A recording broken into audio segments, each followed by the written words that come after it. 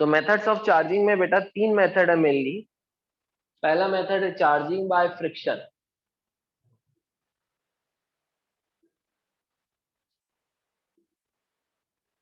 पहला मेथड है charging by friction.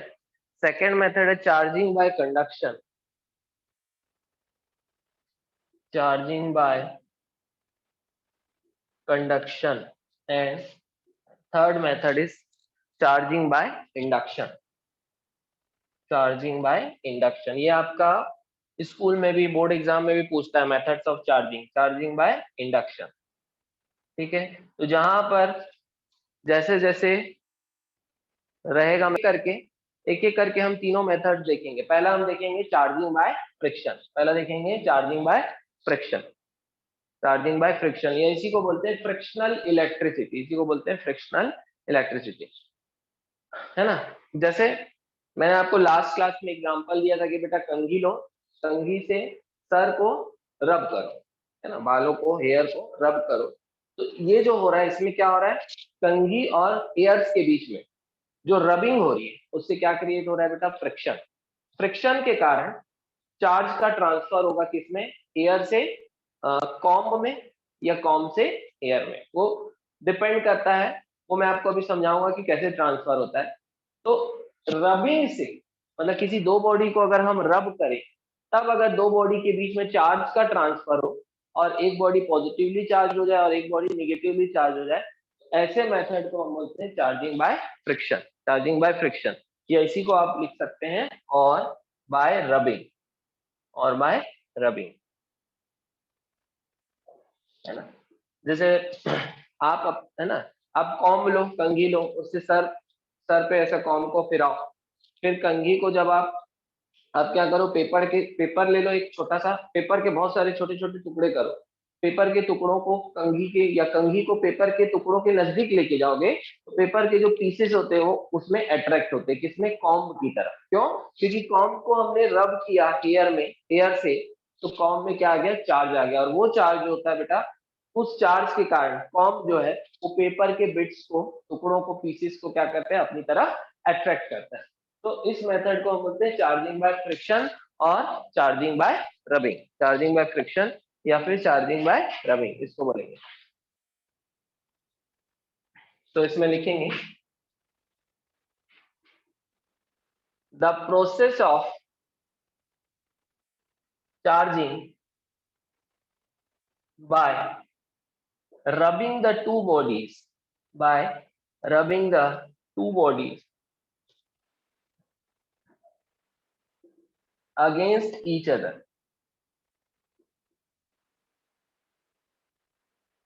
is known as charging by friction, is known as charging by friction। ये हो गया अपना डेफिनेशन। क्या हो गया, द प्रोसेस, है ना, the process of charging by rubbing the two bodies against each other, है ना, the process of charging by rubbing the two bodies against each other is known as friction. जब हम दो बॉडीज को रब करेंगे, ऐसे देखेंगे, है ना, जैसे कि दो मटेरियल है बेटा, दो मटेरियल है, एक मटेरियल ये है और एक मटेरियल ए है और दूसरा मटेरियल बी। एक मटेरियल ए है और एक मटेरियल बी। अब इन दोनों को हम रब करें, होता क्या है कि किसी भी बॉडी या किसी भी मटेरियल से इलेक्ट्रॉन को निकालने के लिए, इलेक्ट्रॉन को निकालने के लिए जो मिनिमम एनर्जी की रिक्वायरमेंट होती है, उस एनर्जी को बोलते हैं वर्क फंक्शन। क्या बोलेंगे, वर्क फंक्शन। मान लो मैं इस मटेरियल ए का वर्क फंक्शन है, मटेरियल ए का वर्क फंक्शन है 100 जूल।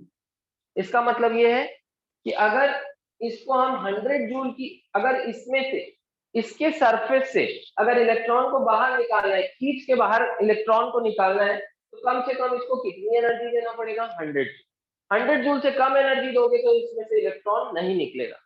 ठीक है, तो minimum energy required to remove the electron from the material is known as its work function। कम से कम कितनी एनर्जी दे कि उस मटेरियल में से इलेक्ट्रॉन निकल जाए, वो उस मटेरियल का क्या कहलाता है, work function.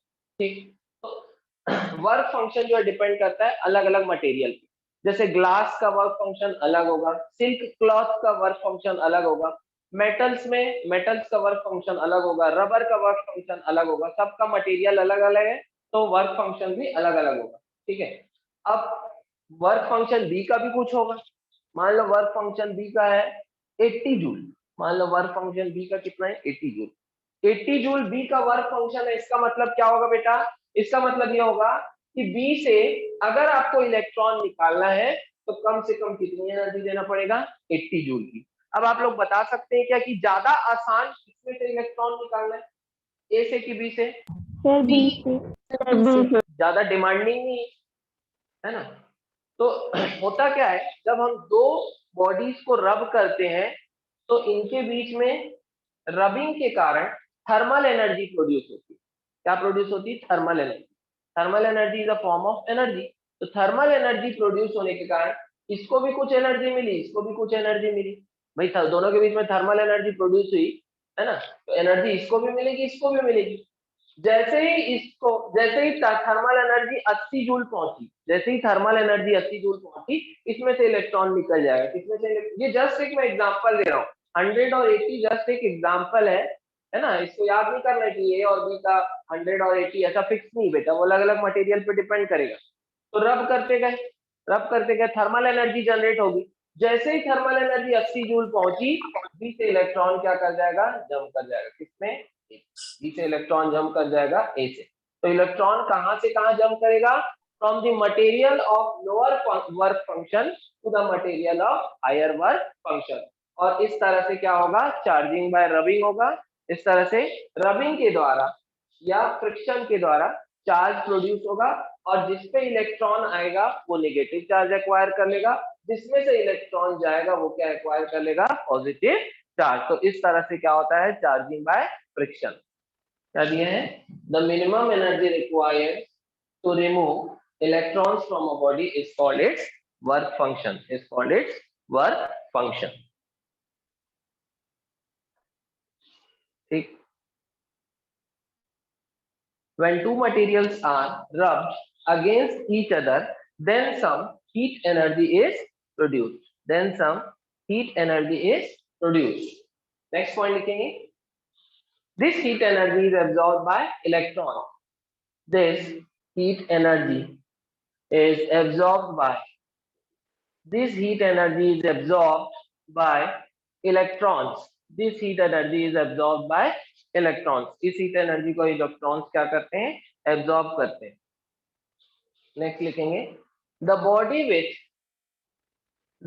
With lower work function, the body with lower work function, the body with lower work function loses electron, the body with lower work function loses electron, and body with higher work function gains electron, and body with higher work function and body with higher work function gains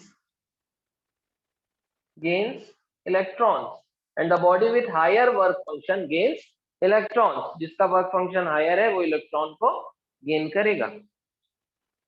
इसका एक standard example लेते हैं। ये glass rod लेते हैं, glass material glass है, glass rod लेते हैं और एक सिल्क क्लॉथ लेते हैं, सिल्क क्लॉथ। ग्लास रॉड लिए और सिल्क, ये स्टैंडर्ड एग्जांपल है बेटा। अब इनको क्या किए हम? रबिंग किए। इनको क्या किए? Rubbing. They are rubbed against each other, है ना। ग्लास रॉड लिए, positively charge and silk cloth negatively charge. Good, है ना। ग्लास रॉड का वर्क फंक्शन लोअर है obviously in comparison with silk cloth. दोनों को रब करेंगे, है ना, तो इलेक्ट्रॉन जंप करके कहाँ जाएंगे? इलेक्ट्रॉन जंप करके from glass rod to silk cloth जाएंगे, और इधर glass rod will acquire positive charge क्योंकि इसमें से इलेक्ट्रॉन निकल गए। तो glass rod will acquire positive charge and silk cloth will acquire negative charge acquire कर लेगा। ग्लास रॉड एक्वायर करेगा positive charge. This is method of charging by rubbing. आ रहा है समझ में? ये क्लियर हो गया ये वाला पॉइंट जाता है तो लिख लेंगे नोट पॉइंट करके, by friction mainly non conductor are charge, लिख लेंगे नोट पॉइंट करके, by friction mainly non-conductors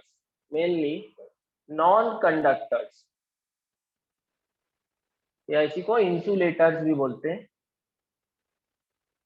are charge. तो फ्रिक्शन के थ्रू मेनली किसको चार्ज किया जाता है? नॉन कंडक्टर्स को। कंडक्टर्स को फ्रिक्शन के थ्रू चार्ज नहीं किया जा सकता, उसका अलग मेथड है, वो हम देखेंगे, है ना। मतलब इन दोनों को रब करोगे तो ग्लास रॉड में पॉजिटिव चार्ज आएगा, इस पे नेगेटिव। इन दोनों को रब करोगे तो इसमें पॉजिटिव, इसमें नेगेटिव। इन दोनों को रब करोगे तो इसमें पॉजिटिव, इसमें नेगेटिव। इन दोनों को रब करोगे तो इसमें पॉजिटिव, इसमें नेगेटिव। ये हमने एक चार्ट बना लिया। क्लियर है बेटा आप लोगों को? यहाँ तक कोई डाउट तो नहीं है? No sir. No sir. Clear sir. इनको कांटेक्ट में लेके जाए, एक चार्ज बॉडी हो गई, एक न्यूट्रल बॉडी हो गई, है ना। किसी भी तरह से इन दोनों को अगर हम कांटेक्ट में लेके आए, चाहे बीच में एक कंडक्टिंग वायर जोड़ दिए या इसको इसके टच में, इससे टच करा दिए, तो क्या होगा? एक बॉडी से दूसरे बॉडी में चार्ज क्या होगा? फ्लो करेगा, और जो दूसरी बॉडी है वो भी क्या एक्वायर कर लेगी? चार्ज एक्वायर कर लेगी। इस मेथड को हम बोलते हैं चार्जिंग बाय कंडक्शन। तो चार्जिंग बाय कंडक्शन में एक्चुअल कांटेक्ट होगा, बस टच कराना है। हाँ, लेकिन रबिंग और इसमें क्या फर्क है बेटा? इसमें ऐसा घसना नहीं है। दूसरा, वो किस में होता था? Non conductors. ये किस में होगा? कंडक्टर्स। ठीक है। तो चार्जिंग बाय कंडक्शन में एक्चुअल कांटेक्ट टच में लेके आएंगे, रगड़ना नहीं है, थर्मल एनर्जी वाला कोई रोल नहीं है यहाँ पर, टच कराएंगे बस, और उससे फिर चार्ज का फ्लो होगा। तो अभी आप लोग इसको नॉर्मली समझ लीजिए, आगे जब हम पोटेंशियल पढ़ेंगे तब इसको मैं और अच्छे से समझाऊंगा कि चार्जेस कहाँ से कहाँ फ्लो करती है। जब दो बॉडी को टच कराओगे तो charge will flow from a body of higher potential to a body of lower potential. और पोटेंशियल किसका हाई है, किसका लो है, वो हम देखेंगे बाद। बस अभी मैं आप लोगों के ओवरव्यू दे रहा हूँ, बस मोटा मोटा समझा दे रहा हूँ कि कंडक्शन में क्या होगा। दो बॉडी को टच कराइए, एक बॉडी से चार्ज दूसरे बॉडी में फ्लो कर जाएगा, जिससे एक बॉडी में भी चार्ज आ जाएगा। जो अनचार्ज बॉडी उसमें भी क्या आ जाएगा? चार्ज आ जाएगा। तो this is charging by conduction.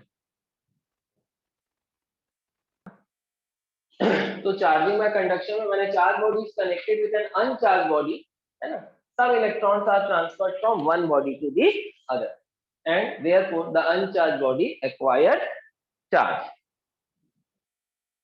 है ना। जैसे मान लो कि एक पॉजिटिवली चार्ज बॉडी है,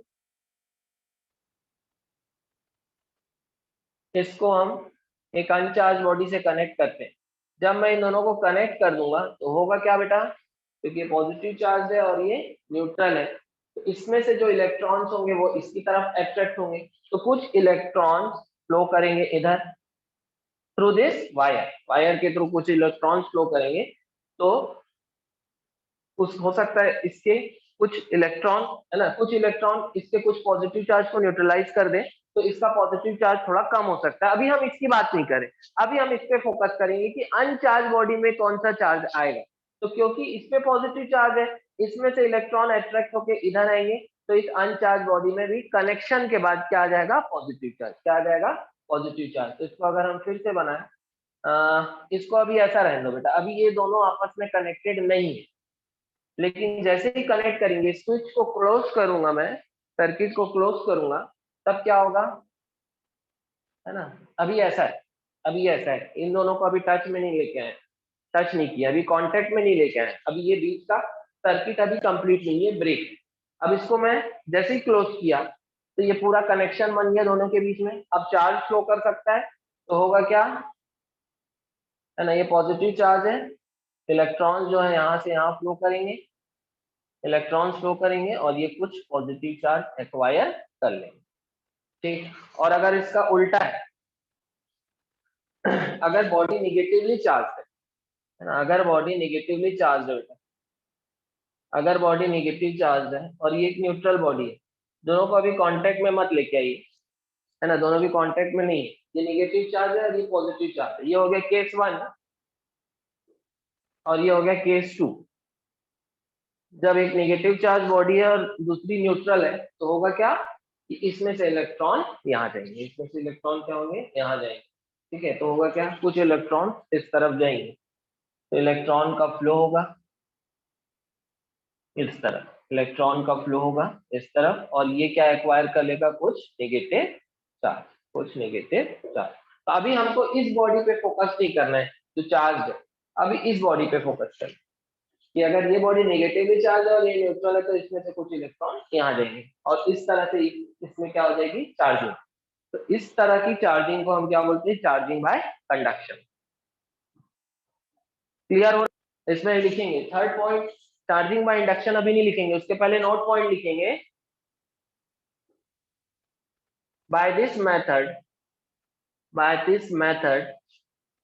कंडक्टर्स आर चार्ज। इस मेथड के थ्रू किसको चार्ज किया जाता है, कंडक्टर को, नॉन कंडक्टर को नहीं कर सकते। चलिए नेक्स्ट अब हम आएंगे चार्जिंग बाय इंडक्शन। तो थर्ड मेथड है charging by induction. Third method of charging is charging by induction. Charging by induction, charging by induction, charging by induction. ठीक, इसमें बेटा दो सर बॉडीज नो को, पॉइंट रिपीट कर दीजिए ना हाँ सर। मेथड पढ़े हैं चार्जिंग बाय, है ना, इसके पहले जो हमने दो मेथड किए हैं, चार्जिंग बाय फ्रिक्शन और चार्जिंग बाय कंडक्शन। इस दोनों मेथड में हमको बॉडीज को कांटेक्ट में लाना जरूरी है। पहले वाले मेथड में रब करना जरूरी है, दूसरे वाले मेथड में, भाई दोनों मेथड में कांटेक्ट में तो आ ही रहे, लेकिन पहला मेथड में रब करते हैं, कांटेक्ट में लाके रब करते हैं तो थर्मल एनर्जी प्रोड्यूस होती है, तो इलेक्ट्रॉन का ट्रांसफर होता है। दूसरे वाले मेथड में कुछ नहीं करना है, टच करा दो दोनों को तो इलेक्ट्रॉन का ट्रांसफर हो रहा है एक बॉडी से दूसरी बॉडी में। तो इन पिछले दोनों मेथड्स में जो इलेक्ट्रॉन्स है वो एक बॉडी से दूसरे बॉडी में ट्रांसफर हो रहे हैं, मतलब एक बॉडी इलेक्ट्रॉन लूज कर रहा है, इतना तो पक्का है। मैंने बताया ना आपको, पहले मेथड में इलेक्ट्रॉन जंप करके जा रहा है, जिसकी वर्क फंक्शन कम है उसमें से जंप करके जा रहा है, मतलब वो बॉडी इलेक्ट्रॉन लूज कर रही है। दूसरे वाले मेथड में भी कहीं ना कहीं एक बॉडी से दूसरे बॉडी में इलेक्ट्रॉन फ्लो करके जा रहा है, मतलब पिछले दोनों मेथड्स में एक बॉडी का इलेक्ट्रॉन लॉस करना मस्ट, ये जरूरी। लेकिन इस मेथड में बॉडी जो चार्जिंग बॉडी है उसको इलेक्ट्रॉन लूज करने की जरूरत नहीं पड़ेगी, अपने आप दूसरी बॉडी में चार्ज इंड्यूस हो जाएगा। इंड्यूस हो जाएगा मतलब चार्ज जनरेट हो जाएगा। ठीक, तो पिछले दोनों मेथड में चार्ज, एक बॉडी चार्ज लूज करी थी, इलेक्ट्रॉन को लूज करी थी, लेकिन इस मेथड में कोई लॉस, इलेक्ट्रॉन का लॉस नहीं होगा, उसके बगैर ही चार्जिंग हो जाएगी। देखेंगे अभी हम कैसा होता है। इस मेथड की खासियत क्या है, इसमें दोनों बॉडी को कांटेक्ट में लाने की जरूरत नहीं है, दूर दूर से भी हो जाएगा। दूसरा, इस मेथड की दूसरी खासियत क्या है कि इसमें कोई भी बॉडी इलेक्ट्रॉन को लॉस नहीं करेगी। तो इसमें लिखेंगे first, in this process charging is done without actual contact of bodies. In this process charging is done without actual contact, without actual contact of bodies. इसमें दो बॉडी को एक्चुअल कांटेक्ट में लाने की जरूरत नहीं है। सेकंड पॉइंट है चार्जिंग बाय इंडक्शन का। Here the charging body does not lose any of its own charge. Here the charging body does not lose any of its own charge. यहाँ जो चार्जिंग बॉडी है बेटा वो अपना charge loss नहीं करती। तो ये दो इंपॉर्टेंट पॉइंट्स इसके लिए हमको ध्यान रखना है कि चार्जिंग बाय, इसमें देखिए होता क्या है, मान लीजिए कि आप एक पॉजिटिवली चार्ज बॉडी को,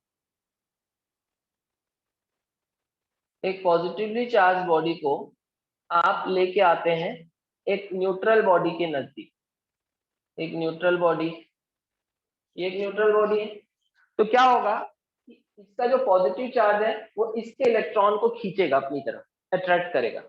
तो भाई एक एक न्यूट्रल बॉडी में positive positive negative positive randomly ऐसा डिस्ट्रीब्यूट रहता है, नेगेटिव पॉजिटिव ऐसा डिस्ट्रीब्यूट रहेगा, हर जगह एटम्स होंगे और हर जगह नेगेटिव पॉजिटिव ऐसा डिस्ट्रीब्यूट होगा रैंडम।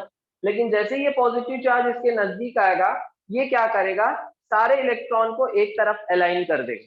तो होगा क्या, रीडिस्ट्रीब्यूशन होगा चार्ज का, और नेगेटिव चार्ज इसके नजदीक आ जाएंगे बेटा, इसके ऑब्वियसली पॉजिटिव चार्ज के नजदीक कौन आएगा, नेगेटिव चार्ज, और पीछे कौन छूट जाएंगे, ये वाला चार्ज इसको क्या करेगा, रिपेल करेगा, तो ये दूर चले जाएंगे। तो इस तरह से क्या होगा, there is separation of positive and negative charges, there is separation of positive and negative charges. अब अगर मान लीजिए मैं इसको अर्थ कर दूं, अर्थ करने का मतलब एक चीज ध्यान रखेंगे कि अर्थ को आप मान लो कि अर्थ में सी ऑफ इलेक्ट्रॉन्स है, सी ऑफ इलेक्ट्रॉन्स मतलब large number of electrons, infinite electron, मतलब जरूरत पड़ने पर आप अर्थ से कितने भी इलेक्ट्रॉन ले सकते हैं और जरूरत पड़ने पर अर्थ को कितने भी इलेक्ट्रॉन दे सकते हैं। तो अर्थ को हम क्या मानेंगे, sea of electrons, earth has large number of electrons. तो होगा क्या बेटा कि ये पॉजिटिव चार्ज की तरफ अर्थ के इलेक्ट्रॉन्स, अर्थिंग करना मतलब इसको बोलते हैं अर्थिंग करना, मतलब मैं इसके इस एंड को किससे कनेक्ट कर दिया, अर्थ से, थ्रू अ वायर। ठीक, अब होगा क्या, क्योंकि अर्थ के पास लार्ज नंबर ऑफ इलेक्ट्रॉन्स है, तो ये सारे इलेक्ट्रॉन्स किसकी तरफ अट्रैक्ट होंगे, इस पॉजिटिव चार्ज की तरफ, और क्योंकि इसमें से तब तक इलेक्ट्रॉन निकलेंगे जब तक ये सारे पॉजिटिव चार्ज को न्यूट्रलाइज ना कर दे। तो अगर मान लो यहाँ 100 चार्ज है पॉजिटिव चार्ज, तो यहाँ से 100 पॉजिटिव चार्ज 100 इलेक्ट्रॉन्स निकलेंगे, मान लो यहाँ 100 पॉजिटिव चार्ज है, तो यहाँ से 100 इलेक्ट्रॉन्स निकलेंगे और सारे के सारे पॉजिटिव चार्ज को न्यूट्रलाइज कर, क्या कर देंगे, न्यूट्रल। तो इलेक्ट्रॉन यहाँ से निकले, यहाँ के सारे पॉजिटिव चार्ज को क्या कर दिए, न्यूट्रलाइज कर दिए। तो बचा क्या बेटा, सिर्फ इलेक्ट्रॉन बचे, क्या फिर से इलेक्ट्रॉन। आप क्या कर दो, अर्थिंग को हटा दो, तो बॉडी के पास सिर्फ और सिर्फ क्या बचे, नेगेटिव चार्ज, और है ना, नेगेटिव चार्ज इधर रहेंगे कब, जब आप इसको इसके नजदीक रखे हो, जब तक ये इसके नजदीक है तब तक, क्योंकि पॉजिटिव चार्ज तो अर्थिंग के कारण न्यूट्रलाइज हो गए, अब बचे क्या, नेगेटिव चार्ज। अब क्योंकि ये बॉडी इसके नजदीक है तो नेगेटिव चार्ज एक तरफ रहेंगे, लेकिन जैसे ही बॉडी दूर गई वैसे ही नेगेटिव चार्ज फिर से रीडिस्ट्रीब्यूट हो जाएंगे, पूरी बॉडी में क्या आ जाएगा, नेगेटिव चार्ज। तो इस तरह से देखो हमने एक न्यूट्रल बॉडी को नेगेटिव चार्ज में कन्वर्ट कर दिया। कैसे कन्वर्ट किया, थ्रू मेथड ऑफ इंडक्शन। क्या इसमें से कुछ चार्ज का ट्रांसफर हो रहा है, बताओगे, क्या इसमें से कुछ चार्ज का ट्रांसफर हुआ क्या बेटा, बताओ। No sir. है ना, इसका उल्टा भी हो सकता है, अगर आप एक नेगेटिवली चार्ज बॉडी को लेके आओ न्यूट्रल बॉडी के नजदीक, अब इस साइड लेफ्ट साइड कौन सा चार्ज आएगा, जल्दी बताएंगे सब लोग। हाँ, तो लेफ्ट साइड में पॉजिटिव चार्ज इकट्ठे हो जाएंगे, इधर नेगेटिव चार्ज इकट्ठे हो जाएंगे, कोई दिक्कत नहीं है, अर्थ से कनेक्ट कर दो। अर्थ को जितना ज्यादा इलेक्ट्रॉन दे सकते हो दे सकते हो, जितने ज्यादा इलेक्ट्रॉन देना चाहोगे उतना दे सकते हो। तो जैसे अर्थ से कनेक्ट करोगे सारे इलेक्ट्रॉन ट्रांसफर हो जाएंगे अर्थ, सारे इलेक्ट्रॉन ट्रांसफर हो गए अर्थ। अब इधर क्या बच गया, से पॉजिटिव चार्ज, जैसे ये दूर जाएगा वैसे इस बॉडी में पॉजिटिव चार्ज फैल जाएगा। आगे इसमें क्या, पॉजिटिव चार्ज, क्या इसमें से कुछ इलेक्ट्रॉन ट्रांसफर करने की जरूरत पड़ी, क्या इसमें से कुछ इलेक्ट्रॉन नहीं पड़ी। ठीक, तो this is method of charging, जिसमें जो चार्जिंग बॉडी है उसको किसी इलेक्ट्रॉन को ना ही देने की जरूरत पड़ेगी ना ही लेने की पड़ेगी। ठीक, अच्छा, इस चार्ज को, ये चार्ज इंड्यूस हो रहा है बेटा, ये चार्ज बन रहा है, इस चार्ज को इंड्यूस्ड चार्ज बोलते हैं। और किसके कारण बन रहा है, इसमें चार्ज जो है उसके कारण बन रहा है, इस चार्ज को इंड्यूसिंग चार्ज बोलेंगे। इस चार्ज को क्या बोलेंगे, इंड्यूसिंग चार्ज, और जो चार्ज बन रहा है उसको क्या बोलेंगे, इंड्यूस्ड चार्ज। क्लियर है यहाँ तक, यही है जो मैंने आपको क्या है ये, it is the phenomenon of charging of a body in which opposite charges appear at it's closer and. Closer and किसको बोल रहा हूँ, है ना, ये चार्ज बॉडी है, चार्ज बॉडी का पॉजिटिव चार्ज है, तो क्लोजर एंड मतलब वो वाला एंड जो इस चार्ज बॉडी के क्लोज है, उस एंड में अपोजिट चार्ज इंड्यूस होगा, अपीयर होगा। ये अगर पॉजिटिव है तो नियर एंड में कौन सा चार्ज अपीयर होगा, opposite charge, and similar charge appear on the farther and, farther and. In presence of a near by charge body. इस मेथड को हम क्या बोलते हैं, इंडक्शन। अब इसमें अलग बात है कि आप इसको जब अर्थ कर देंगे, अर्थ करने के बाद पूरा ये चार्ज खत्म हो जाएगा, इसमें क्या आ जाएगा, नेगेटिव चार्ज। लेकिन मेन जो हो रहा है, अगर आप अर्थिंग नहीं भी करते हैं तो हो रहा क्या है, नेगेटिव चार्ज जो है नियर एंड में डेवलप हो रहा है और पॉजिटिव चार्ज फार्दर एंड में डेवलप हो रहा है। अब अगर आप अर्थिंग नहीं करते, मान लीजिए ये मेन फिनोमेना यही है बेटा इंडक्शन का। अब अगर आप अर्थिंग नहीं करते हैं तो होगा क्या, इसको रिमूव कर दो, अर्थिंग नहीं करोगे तो फिर से ये न्यूट्रल हो जाएगा। तो ये मेन फिनोमिनन है। उसके बाद अर्थिंग कर दो और इसमें क्या आ जाएगा, चार्ज आ जाएगा। लेकिन इस मेन फिनोमिनन को, क्योंकि इंडक्शन का मतलब क्या होता है, किसी को मोटिवेट करना, प्रेरित करना। ये इसको प्रेरित कर रहा है, मोटिवेट कर रहा है कि भाई आज तू चार्ज हो जा, तू चार्ज हो जा। तो मोटिवेट कैसे कर रहा है, ये अपोजिट चार्ज को अपने नजदीक बुला रहा है और सिमिलर चार्ज को रिपेल कर रहा है। तो अब यहाँ पर चार्ज होने की गुंजाइश बन रही है ना, चार्जिंग होने की गुंजाइश बन रही है, ठीक है, एक माहौल बन रहा है चार्ज होने का। तो इस फिनोमिनन को हम बोलेंगे इंडक्शन, इस फिनोमिनन को बोलेंगे इंडक्शन। तो ये हो गया है ना। स्टेप बाय स्टेप हम डायग्राम बनाएंगे बेटा। पहला स्टेप रहेगा स्टेप 1। स्टेप 1 में क्या है, देखो ये एक चार्ज बॉडी है,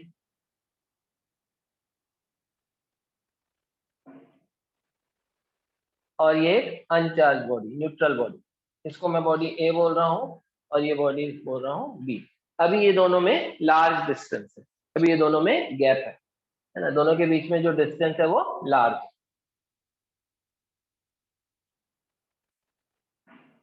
distance between A and B. A और बी के बीच में भी लार्ज डिस्टेंस है, तो ये उतना मोटिवेट नहीं हो रहा है चार्ज होने के लिए। अब इसको हम क्या करेंगे, स्टेप 2 पे नजदीक लेके आएंगे। जैसे ही ये नजदीक आएगा,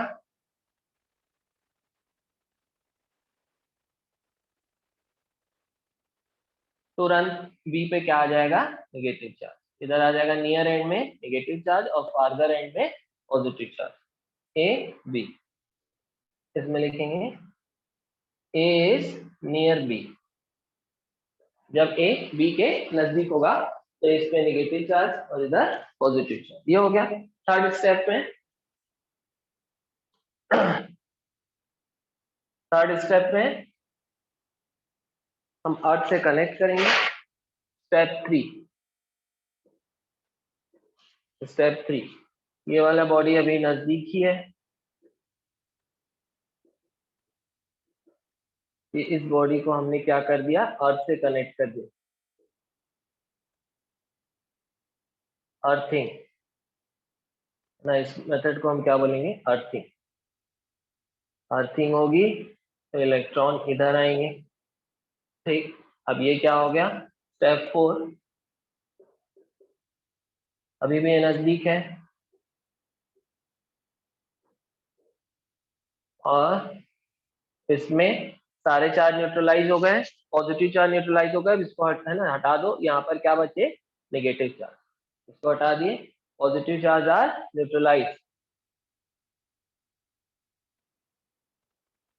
ऑफ बी। ये बी है, ये ए है, ये बी है, ए है और ये बी है, are neutralize by earthing. Earthing के कारण पॉजिटिव चार्ज ऑन बी को न्यूट्रलाइज किया। अब ए को लेके चले आओ तो बी में क्या आ जाएगा, नेगेटिव चार्ज आ जाएगा। ए को हटा दो और ये बी में परमानेंट नेगेटिव चार्ज आ जाएगा। तो स्टेप 5, बचा क्या, सिर्फ बी बचा, इसमें क्या आ गया, negative charge. B is negatively charged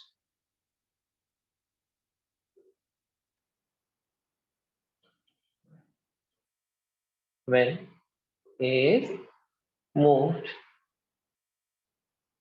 far away from B, है ना। तो जब A को हटा दोगे तो B में क्या हो जाएगा, नेगेटिव चार्ज का पूरा डिस्ट्रीब्यूशन हो जाएगा उसके सरफेस। तो this is conduction, sorry this is induction. सब इस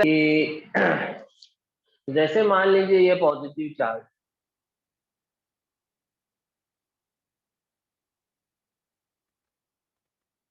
यहाँ पर इसके नजदीक में मैं एक न्यूट्रल बॉडी को लेके आया,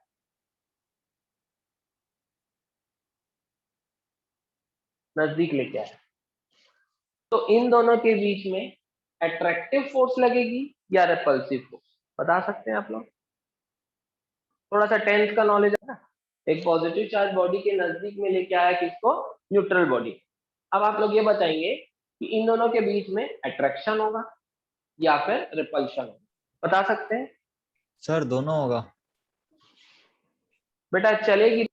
अब जो इलेक्ट्रोस्टैटिक फोर्स या फोर्स ऑफ अट्रैक्शन और रिपल्शन जो है वो किस बात पे मैटर कर रही है कि जिनके बीच में अट्रैक्शन हो रहा है और जिनके बीच में रिपल्शन हो रहा है उनकी डिस्टेंस कितनी है। जैसे इन दोनों के बीच में अट्रैक्शन होगा क्योंकि ये नेगेटिव चार्ज है, इसका पॉजिटिव चार्ज है, तो ये नजदीक दिख रहा है, ये दोनों चार्ज के बीच का डिस्टेंस कम दिख रहा है। अब अगर डिस्टेंस कम है चार्जेस के बीच में तो उनके बीच में फोर्स ज्यादा। यहाँ पॉजिटिव और नेगेटिव चार्ज के बीच का डिस्टेंस कम है और देखो इसके पॉजिटिव चार्ज इसको, इसके नेगेटिव चार्ज को अट्रैक्ट कर रहे हैं और इसके पॉजिटिव चार्ज इसके पॉजिटिव चार्ज को रिपल करेंगे। तो यहाँ पर पॉजिटिव और नेगेटिव चार्ज के बीच का डिस्टेंस कम है और पॉजिटिव चार्ज के बीच का डिस्टेंस ज्यादा है। पॉजिटिव और पॉजिटिव चार्ज के बीच का डिस्टेंस ज्यादा है और पॉजिटिव और नेगेटिव चार्ज के बीच का डिस्टेंस कम है। इन दोनों के बीच में कौन सी फोर्स? अट्रैक्टिव फोर्स है ना। पॉजिटिव और नेगेटिव के बीच में अट्रैक्टिव, पॉजिटिव और पॉजिटिव के बीच में रिपल्सिव है ना। इसके पॉजिटिव चार्ज के बीच में रिपल्सिव फोर्स, तो ये पॉजिटिव चार्ज इस पे है और इस पे भी पॉजिटिव चार्ज है, तो ये बॉडी इसको धक्का देना चाहिए। रिपल्शन मतलब धक्का देना, ये चाहेगी कि ये दूर चले जाए। लेकिन नेगेटिव और पॉजिटिव चार्ज के बीच में जो अट्रैक्टिव फोर्स है उसके कारण ये बॉडी क्या चाहेगी कि ये नजदीक आए, अट्रैक्ट हो। पॉजिटिव चार्ज के कारण रिपल्सिव फोर्स भी लग रही है, पॉजिटिव नेगेटिव चार्ज के कारण इस पे अट्रैक्टिव फोर्स भी लग रही है। कौन सी फोर्स डोमिनेट करेगी, अट्रैक्टिव की रिपल्सिव? कि एक नेगेटिव चार्ज बॉडी है और एक न्यूट्रल बॉडी है। न्यूट्रल बॉडी को मैं इसके नजदीक लाया, नेगेटिव चार्ज बॉडी। अब बताइए इन दोनों के बीच में अट्रैक्शन होगा कि रिपल्शन होगा? जो रिजल्टेंट आएगा, जो रिजल्ट आएगा, जो इफेक्ट आएगा वो क्या आएगा कि ओवरऑल जो इफेक्ट आएगा वो ये आएगा कि ये न्यूट्रल बॉडी जो है इसकी तरफ अट्रैक्ट होगी। तो कहने का मतलब ये है कि अगर आप एक चार्ज बॉडी को, चाहे वो पॉजिटिवली चार्ज बॉडी हो चाहे वो नेगेटिवली चार्ज बॉडी हो, एक न्यूट्रल बॉडी के नजदीक में लाते हैं तो क्या होगा? अट्रैक्शन होगा। तो हमेशा क्या होगा? अट्रैक्शन होगा। ये समझ में आ रहा है आप लोगों को कॉन्सेप्ट? ये एक नेगेटिवली चार्ज बॉडी है और ये एक बॉडी है, इसके बारे में आपको पता नहीं ये न्यूट्रल है कि चार्ज है, ठीक। अब इन दोनों में अट्रैक्शन हो रहा है, इन दोनों में अट्रैक्शन हो रहा है, तो क्या श्योरली आप बता सकते हैं इसका चार्ज? आप बता सकते हैं क्या होगा?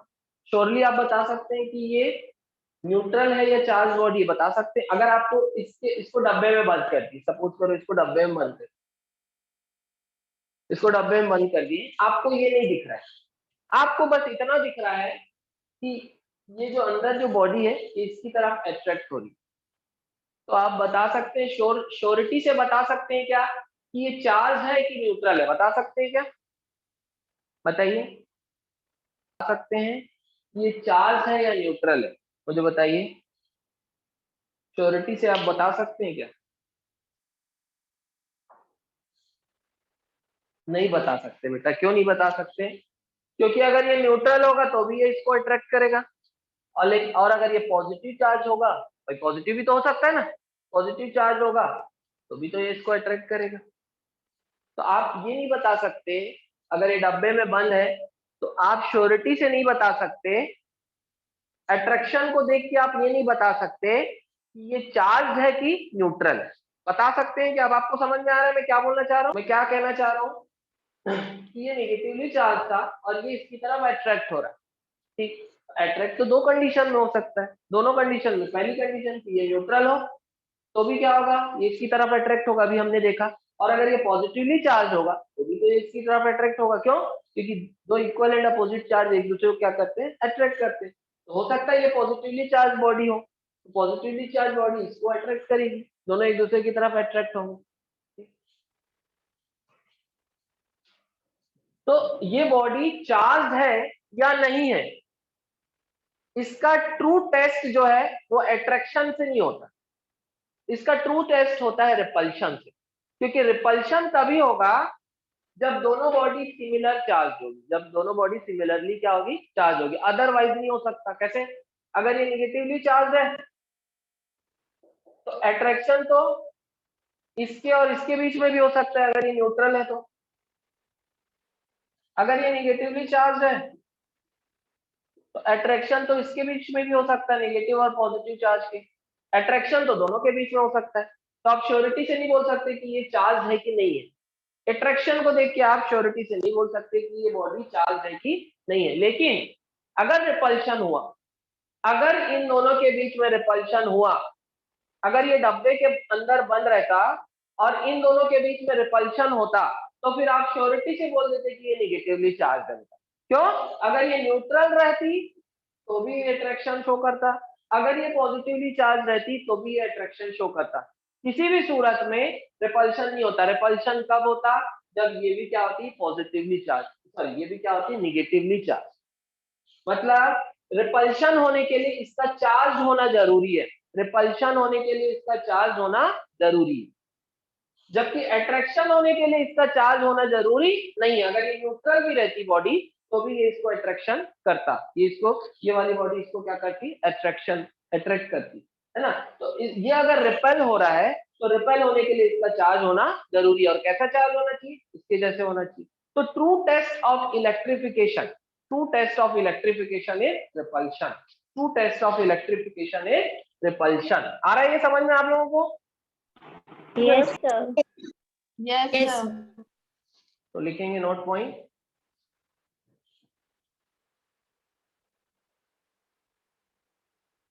true test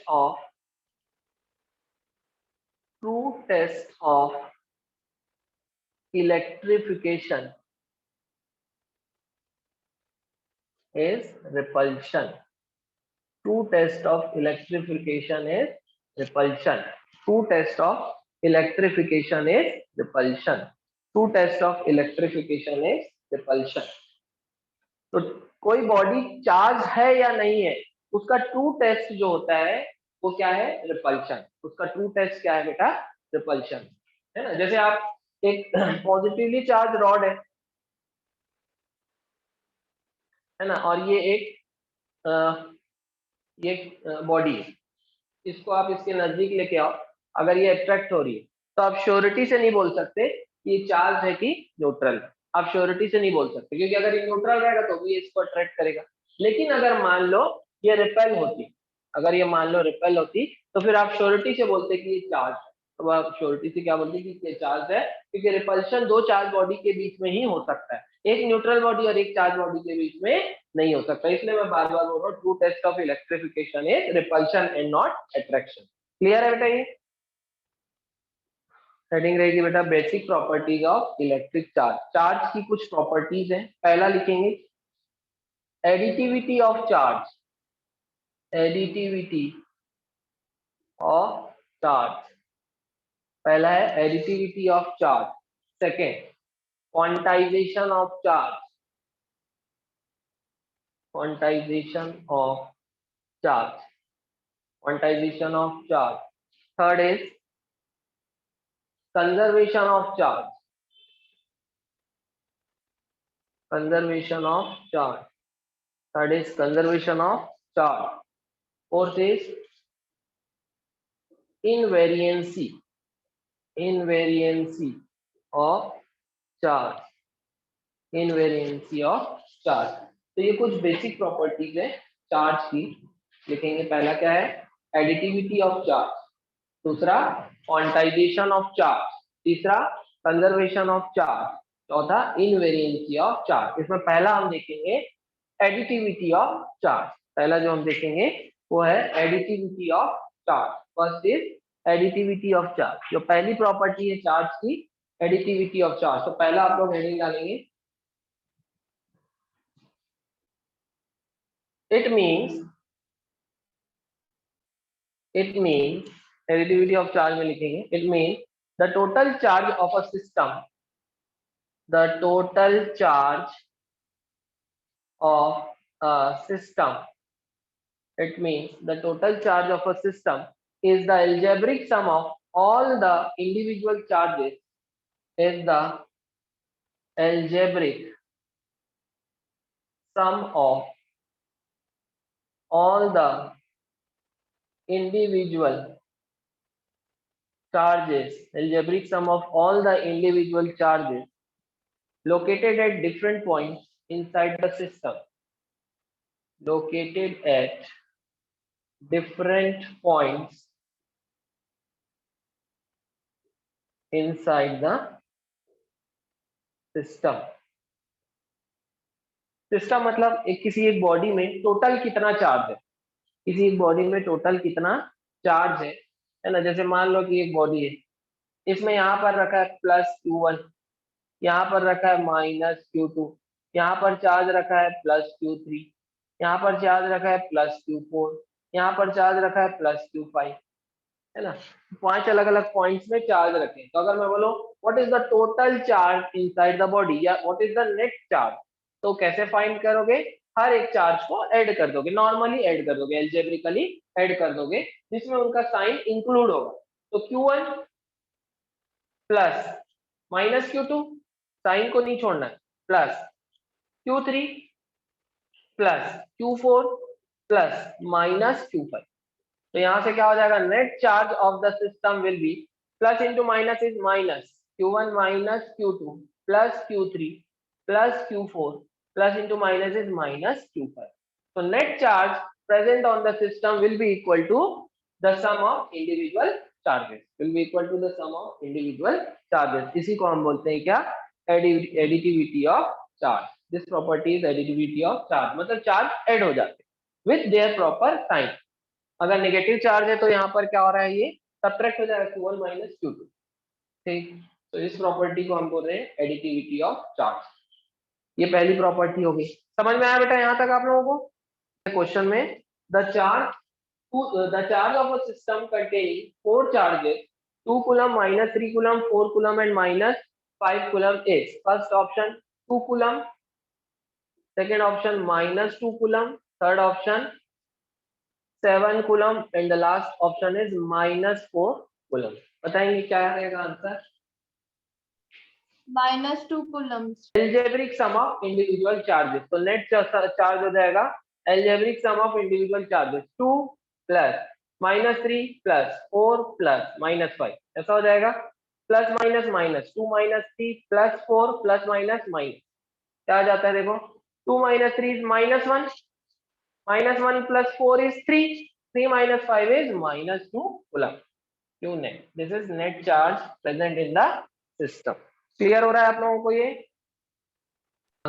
देखो बेटा, कोई क्वांटिटी हमको कितने भी अमाउंट में मिल जाए और उससे हमारा काम चल जाए, उस क्वांटिटी को हम क्वांटाइज्ड क्वांटिटी नहीं बोलेंगे, उसको बोलेंगे कंटिन्यूअस क्वांटिटी।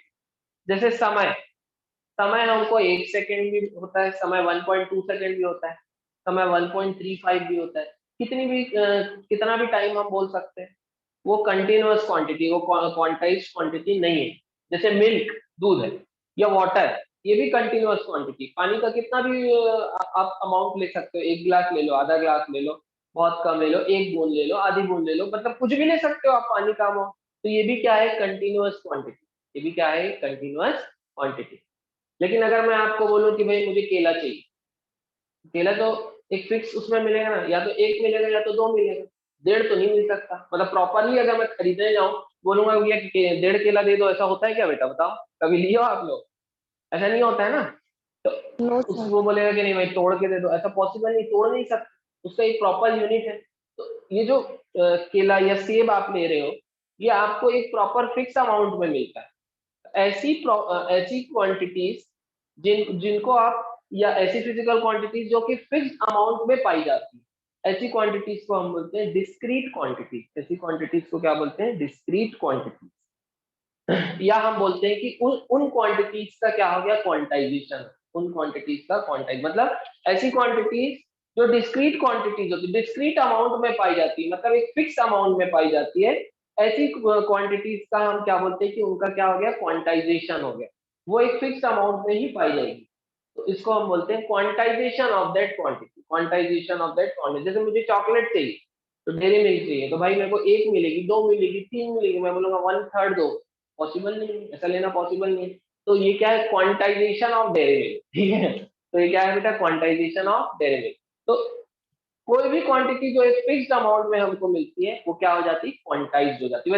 वैसे ही चार्ज भी जो है एक फिक्स्ड अमाउंट में ही मिलेगा आपको, या तो 1 इलेक्ट्रॉन मिलेगा, या तो आपको 2 इलेक्ट्रॉन मिलेगा, या तो 3 इलेक्ट्रॉन मिलेगा, या तो 4, या तो 5, या तो 6, आपको 6.6 इलेक्ट्रॉन नहीं मिलेगा, आपको 6.6 इलेक्ट्रॉन के बराबर चार्ज नहीं मिलेगा। अगर आप बोलोगे कि भाई मुझे इतना चार्ज दे दो, मेरा चार्ज इतना होना चाहिए 6.6 इलेक्ट्रॉन के बराबर, तो ऐसा पॉसिबल नहीं है। तो इलेक्ट्रॉन्स का भी अमाउंट जो है वो फिक्स्ड होता है, या तो 1 मिलेगा या तो 2 मिलेगा, मतलब किसी भी बॉडी में जो चार्ज पाए जाएंगे, भाई अगर किसी बॉडी में 1 इलेक्ट्रॉन ज्यादा है तो चार्ज 1 इलेक्ट्रॉन के बराबर ज्यादा चार्ज होगा उस बॉडी में, किसके कंपैरिजन में, प्रोटॉन से। अगर किसी बॉडी में अगर 10 प्रोटॉन है और 11 इलेक्ट्रॉन है, एक ज्यादा होगा, 1 इलेक्ट्रॉन के कारण चार्ज आएगा। वैसे ही अगर 10 प्रोटॉन है और 15 इलेक्ट्रॉन है, तो 5 इलेक्ट्रॉन ज्यादा हो गए, तो 5 निगेटिव चार्ज ज्यादा हो गया, 5 इलेक्ट्रॉन के बराबर निगेटिव चार्ज ज्यादा हो गया। लेकिन क्या किसी बॉडी में 2.5 इलेक्ट्रॉन के बराबर निगेटिव चार्ज हो सकता है, नहीं हो सकता। क्यों? क्योंकि इलेक्ट्रॉन हमेशा डिस्क्रीट एक फिक्स क्वांटिटी में ही पाए जा सकते हैं, वो फ्रैक्शन में कहीं कभी नहीं पाए जा सकते। इलेक्ट्रॉन या चार्ज बोलो, ये फ्रैक्शन में नहीं पाए जाएंगे, ये फिक्स अमाउंट में पाए जाएंगे।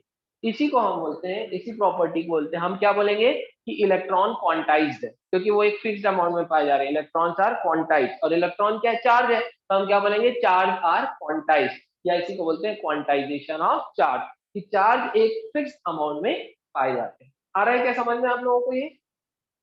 यस, समझते चलते हैं। नेगेटिव अपन फॉर्मूला कैसे आया इसको देखते हैं।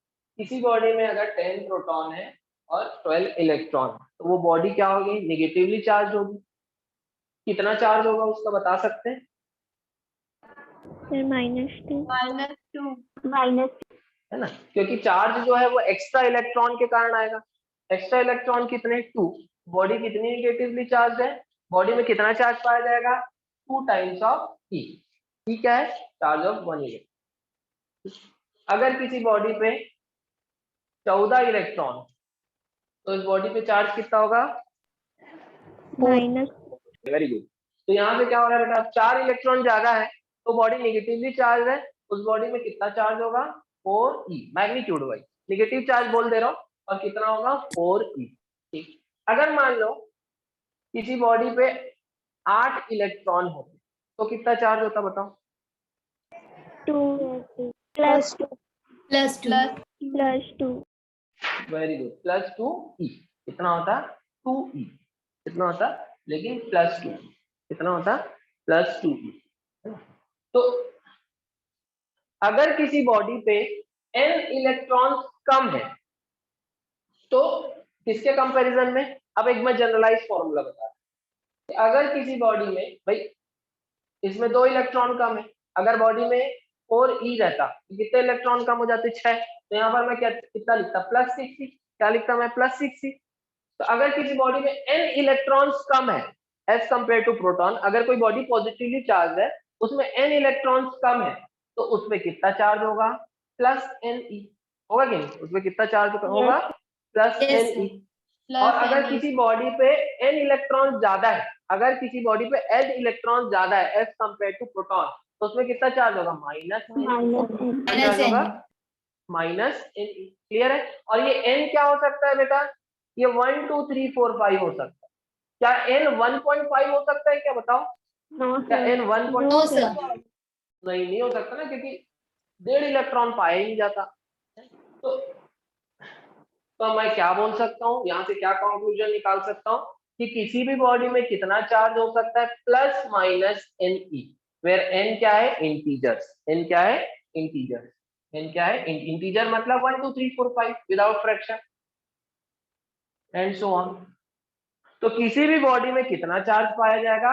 It is integral multiple of charge of 1 electron. ठीक है, चार्ज ऑफ 1 इलेक्ट्रॉन। तो किसी भी बॉडी में कितना चार्ज पाया जा सकता है? Integral multiple of charge of 1 electron. इसी को बोलते हैं क्वांटाइजेशन ऑफ चार्ज। आ रहा है क्या समझ में आप लोगों को? Yes. है ना? तो किसी बॉडी में अगर Yes, sir. n इलेक्ट्रॉन्स, किसी बॉडी में n इलेक्ट्रॉन्स ज्यादा है तो उस पे कितना चार्ज होगा? -ne। किसी बॉडी में अगर n इलेक्ट्रॉन कम है, कम या ज्यादा, मैं किससे कंपैरिजन कर रहा हूँ ये आप समझ रहे, किससे कर रहा हूँ? प्रोटॉन से। तो किसी बॉडी में n इलेक्ट्रॉन्स अगर कम है तो चार्ज कितना होगा? +ne। तो एक कंबाइंड फॉर्मूला लिख दिए कि हो सकता है किसी में ज्यादा हो किसी में कम हो, तो एक कंबाइंड फॉर्मूला कि net charge on body is +-ne, where n is integer, where n is integer। तो क्या बोल सकते हैं हम? Net charge on a body is integral multiple of charge of 1 electron. इसी को हम बोलते हैं क्वांटाइजेशन ऑफ चार्ज। कभी भी किसी बॉडी पे 2.5 ई चार्ज नहीं हो सकता, कभी भी किसी बॉडी पे 3.7 चार्ज नहीं हो सकता, फ्रैक्शन में चार्ज नहीं हो सकता, कभी भी किसी बॉडी में 10.2 चार्ज नहीं हो सकता। क्वेश्चन में ये पूछता है बेटा कि क्या आपको बोल देगा कि किसी बॉडी में इतना चार्ज है, क्या ये चार्ज पॉसिबल है या नहीं है? तो आपको क्या कैलकुलेट करना पड़ेगा? n। अगर n की वैल्यू इंटीजर आई तो आप बोलोगे कि हाँ उस बॉडी में उतना चार्ज पॉसिबल है। अगर n की वैल्यू फ्रैक्शन में आएगी तो भाई n की वैल्यू कभी भी फ्रैक्शन में नहीं आ सकती। Q = ne में n कभी भी फ्रैक्शन में नहीं आ सकता। ये हम आगे और क्वेश्चन करेंगे तो आपको और क्लियर होगा। तो n की वैल्यू अगर इंटीजर आएगी तो आप बोलोगे कि हाँ उस बॉडी पे उतना चार्ज पाया जा सकता है, उस बॉडी में उतना चार्ज पाया जा सकता है। जैसे हम एक एग्जांपल लेते हैं कि अगर कि बताइए क्या किसी बॉडी पे -4.8 इंटू 10⁻⁻19 कूलम चार्ज पॉसिबल है या नहीं है? बताइए जल्दी। -4.8 इंटू 10⁻19 कूलम चार्ज पॉसिबल है या नहीं है? बताइए। No, sir. Possible. Yes, sir. Possible है या नहीं है? बताइए। Possible है sir. Q = +-ne। अब ये क्योंकि बॉडी निगेटिवली चार्ज है तो हम क्या लिखेंगे? Q = -ne, क्योंकि बॉडी निगेटिवली चार्ज है, माइनस साइन। तो यहाँ Q टोटल चार्ज इतना है, उसको यहाँ रखो Q की जगह। -4.8 into 10⁻⁻19 is equal to -n। E क्या होता है? E is the charge of 1 electron. 1.6 into 10⁻⁻19, minus minus cancel, -19 cancel. n कितना आ रहा है? 4.8 डिवाइडेड बाय 1.6 कितना आ रहा है? 3। n इंटीजर आ गया तो मतलब ये वाला चार्ज पॉसिबल है, इतना चार्ज किसी बॉडी में हो सकता है। आ रहा है ये समझ में आप लोगों को? Yes, sir. The net charge on any object that can exist, the net charge on any object that can exist, the net charge on any object that can exist is always integral multiple of charge carried by 1 electron.